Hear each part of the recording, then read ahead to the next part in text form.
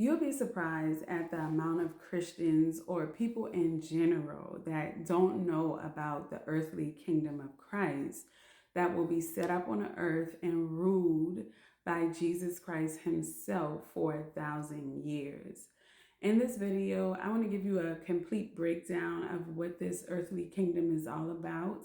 And I also want to provide you with scriptures so that you can check it out for yourself. The earthly kingdom is the foundational covenant of the promised land that was promised to the nation of Israel, which is God's chosen people. The promise was first made to the children of Israel, to Abraham, and then it was reiterated to Abraham's son Isaac, and then to Isaac's son Jacob. Jacob's name was changed to Israel, and he had 12 sons, which formed the nation of Israel. The nation of Israel were slaves in Egypt, and God chose Moses to carry out his plan to deliver the children of Israel out of Egypt, to establish a relationship with them through the old covenant and to lead them to the promised land. But Moses was unable to see the land because of his disobedience. And the children of Israel, that particular generation during the time of Moses, was unable to see the land as well because of their fear and unbelief, and ended up dying in the wilderness.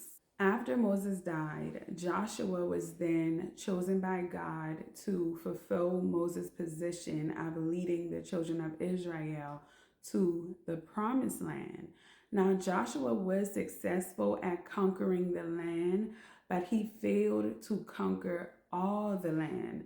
God instructed them to drive out all the nation of the entire land, but there were still parts of the land that was still occupied by other nations.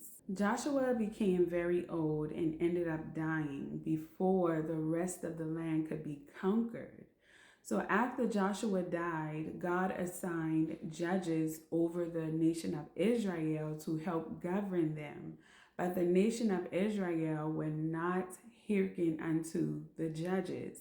They ended up turning away from the commandments of God, and the Bible states that they mingled with the heathen and learned their works and worshiped their gods. So because of their disobedience, God refused to help them drive out the rest of the nations that Joshua left before he died.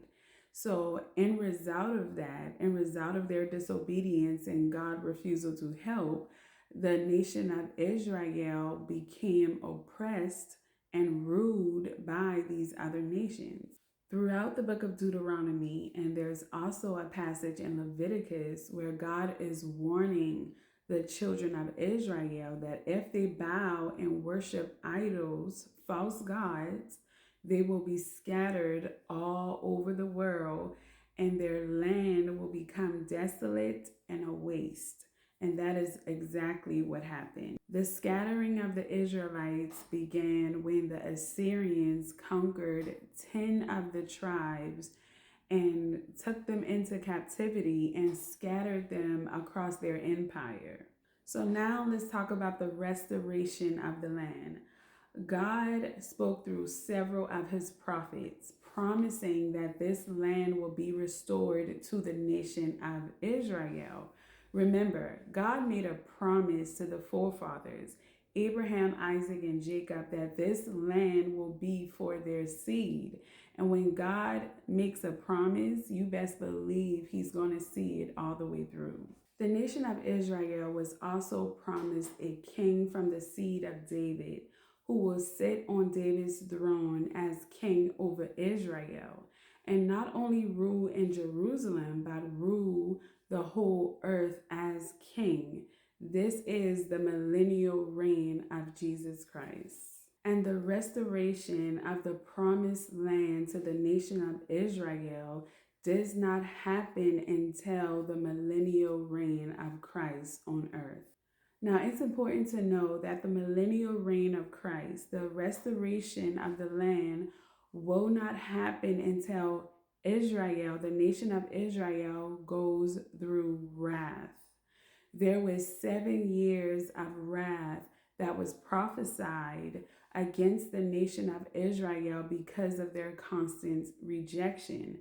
This is what we call the 7 year tribulation period. The prophecy of the 7 year tribulation period was first revealed to the prophet Daniel. But also, it's important to know that the 7 year tribulation period will not begin until the body of Christ be removed from the earth. This is what we call the rapture. The body of Christ is believers of the finished work of Jesus Christ. He died for the sins of the world. He took on wrath for us, and we escape the wrath of God when we apply our faith. He was buried and resurrected on the third day, never to die again.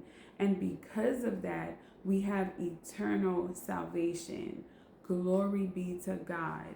And the Bible states that we are not appointed for his wrath.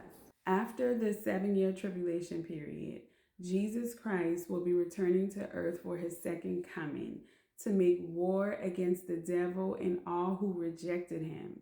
And that is when he will set up his kingdom, and that's when his millennial reign will begin. During the millennial reign of Christ on earth, the devil will be locked away for 1,000 years. So it's going to be like heaven on earth. The nation of Israel will finally possess their land that was promised, and the whole earth will be filled with peace and the joy of the Lord for 1,000 years. Now, to find out what happens after that 1,000 years, I advise you to go check out my video. It's entitled The Unfolding of End Time Events. It's a 2-part series, and that information is in part 2. If you want to check it out, feel free to do so. Okay? I hope I was able to bring a better understanding to, what this earthly kingdom is all about. A lot of people didn't know about it. I didn't know about it at one point until I started studying for myself. I thank you guys for listening. And if you have any questions or anything, you can feel free to reach out. Thank you guys, and y'all be blessed.